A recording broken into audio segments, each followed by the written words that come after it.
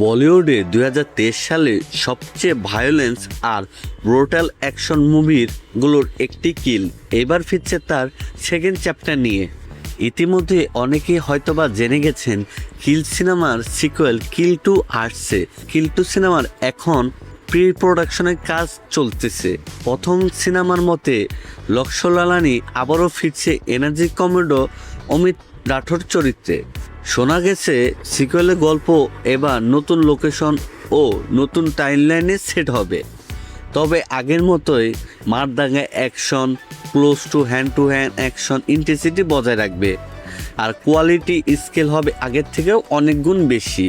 কিল part 1-এ রাঘব জুয়েল যে performance দিয়েছিল অ্যান্টাগনিস্ট হিসাবে, সেটা আমাদের সবারই জানা। প্রি প্রোডাকশনের কাজ শুরু হবে এবছর সেপ্টেম্বর থেকে, আর শুটিং শুরু হওয়ার সম্ভাবনা 2026-এ শেষের দিকে। এবার কিল 2 আগের সিনেমার চেয়েও বড় স্কেলে আর হাই অকটেন অ্যাকশন নিয়ে ফিরতে যাচ্ছে। এখন দেখার বিষয় এবার তারা কতটা ভয়ঙ্কর ও ব্রুটাল এক্সপিরিয়েন্স দিতে পারে। বাই দ্য ওয়ে, ভিলেন হিসেবে কাকে কাজ করলে সবচেয়ে ভালো হয় কমেন্ট করে জানান।